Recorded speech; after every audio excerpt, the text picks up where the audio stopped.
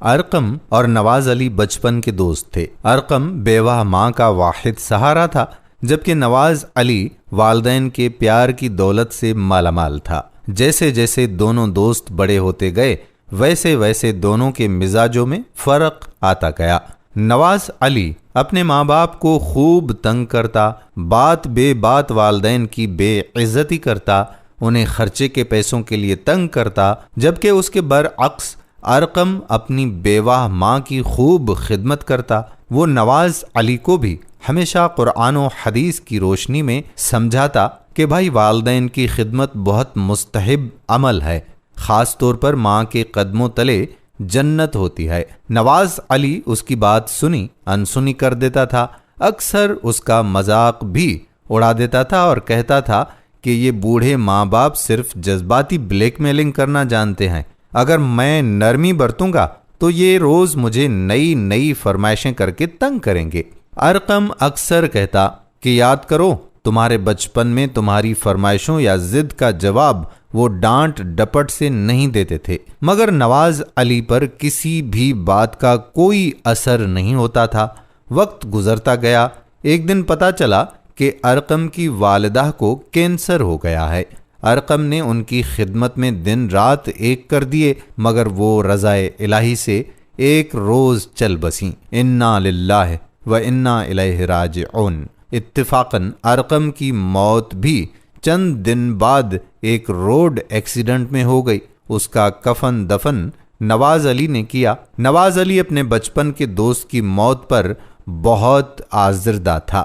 ایک رات وہ اسی فکر میں سویا کہ نہ جانے مرنے کے بعد میرے دوست پر کیا بیت رہی ہوگی۔ نواز علی نے خواب میں دیکھا کہ وہ ایک خوبصورت باغ میں کھڑا ہے۔ اس باغ کی خوبصورتی اپنی مثال آپ تھی۔ اس باغ میں ارقم ایک سونے کے تخت پر جلوہ افروز تھا۔ اس نے سبز پوشاک زیب تن کی ہوئی تھی، اس کے چہرے کے گرد نور کا ہالہ تھا، اس کے ہاتھوں میں سونے کے کنگن تھے، اس کے سامنے نعمتوں کا ڈھیر تھا۔ نواز علی نے تعجب سے ارقم سے پوچھا، یہ تم کہاں ہو؟ یہ مقام تمہیں کیسے میسر ہوا؟ ارقم نے ہنس کر کہا، یہ میری قبر کا منظر ہے۔ اللہ تعالیٰ نے میری قبر میری ماں کی دعاؤں کے صدقے گل و گلزار کر دی ہے۔ مجھے یہ مرتبہ میری ماں کی خدمت کے نتیجے میں ملا ہے۔ نواز علی کی ہڑبڑا کر آنکھ کھل گئی۔ اس کی آنکھوں میں شرمندگی کے آنسوں تھے۔ اسے یاد آ رہا تھا کہ وہ اپنے والدین، خاص طور پر اپنی ماں پر کتنا چیختا چلاتا تھا۔ اس نے طویل عرصے کے بعد وضو کر کے قرآن پاک کھولا اور اس کی نظر اس آیت پر پڑی، اور آپ کے رب نے حکم فرما دیا ہے کہ تم اللہ کے سوا کسی کی عبادت مت کرو اور والدین کے ساتھ حسن سلوک کرو۔ اگر تمہارے سامنے دونوں میں سے کوئی ایک یا دونوں بڑھاپے کو پہنچ جائیں تو انہیں اف بھی نہ کہنا اور انہیں جھڑکنا بھی نہیں، اور ان دونوں کے لیے نرم دلی اور ان دونوں کے ساتھ بڑے ادب سے بات کیا کرو۔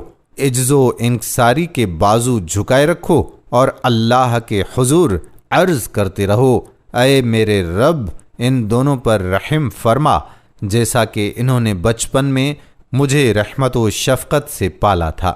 نواز علی کو یقین ہو گیا کہ اس نے سچا خواب دیکھا تھا اور اللہ تعالیٰ اسے اپنے آپ کو سدھارنے کا ایک اور موقع دینا چاہتا ہے۔ اس نے عزم کر لیا کہ وہ اپنے والدین کی خوب خدمت کرے گا اور پچھلی زیادتوں کا ازالہ کرے گا۔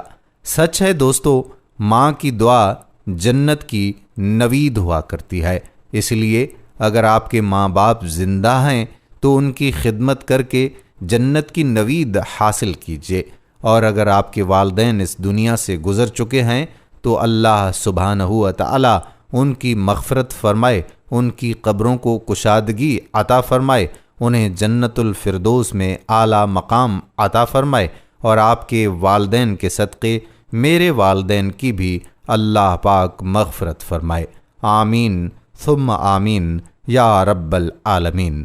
دوستو، ویڈیو کو اپنے دوستو احباب کے ساتھ شیئر کیجیے گا، کیا پتہ کہ کس کے دل میں اتر جائے ہماری یہ بات اور وہ اپنے ماں باپ کی خدمت کرنے لگ جائے، تو اس کا آپ کو بھی اجر و ثواب ملے گا اور مجھے بھی اجر و ثواب ملے گا۔